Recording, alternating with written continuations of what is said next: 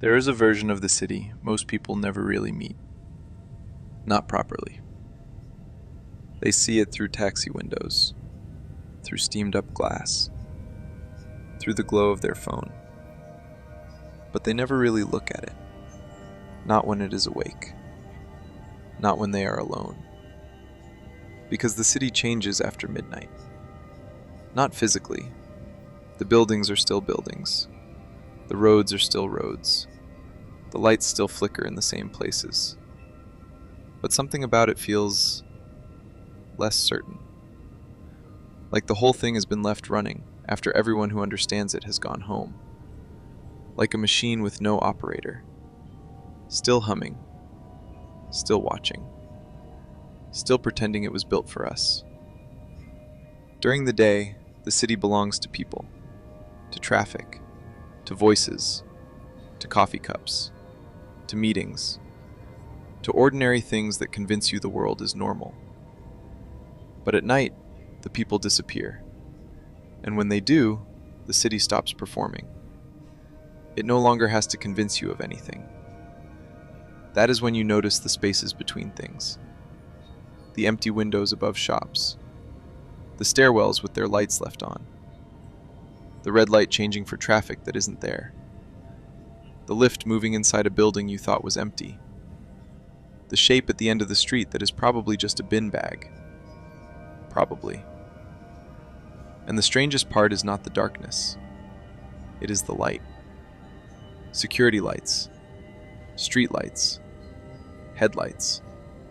Screens. Signs. Tiny glowing rectangles where someone, somewhere, is still awake.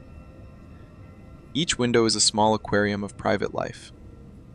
Someone standing in a kitchen. Someone smoking by the sink. Someone sitting perfectly still in a room with no television on. And you wonder if they are looking out too, wondering about you. There is a loneliness that only exists in cities. Not the loneliness of being far from people. The opposite.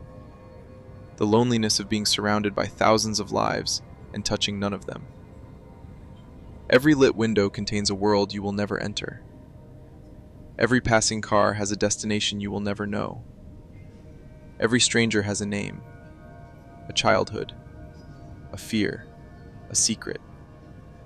And then they are gone, just like that. A face in the glass, a shadow under sodium light, a footstep fading before you decide whether it was behind you. Sometimes, late enough, you get the feeling you are not moving through the city. You get the feeling it is moving around you. The streets rearranging themselves behind your back. The same corner appearing twice. A road you know suddenly looking unfamiliar. And for one stupid second you think, was that always there? Nobody admits how much of life is trust. You trust the pavement will continue under your feet. You trust the person behind you is just going the same way. You trust the alley is empty because it looks empty. You trust the city is passive. Concrete. Glass. Steel. Brick. Dead things. Arranged into useful shapes. But at night, that trust becomes visible. And once something becomes visible, it can break. Some streets feel heavier than others. Some corners make you cross without knowing why. Some buildings feel like they are holding their breath. Maybe that is what makes the city unnerving at night. Not that something is hiding in it, but that nothing is hiding. The cameras, the windows, the locked doors, the empty offices, the silent flats, the corridors behind walls you never think about. The city does not need monsters. It already has enough places where a person could vanish without the world changing shape. And yet, there is beauty in it. Rain turning roads into black mirrors.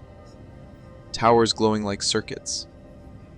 Cars drifting through junctions like thoughts in a sleeping mind. For a moment, the city looks almost cosmic. Not like streets at all. More like something alive. Waiting for morning when the people return and everything has to pretend again. So next time you are alone in a dark city, look up. Look at the windows. Look at the lights that stay on. And ask yourself something simple. When the city is watching, what part of you watches back?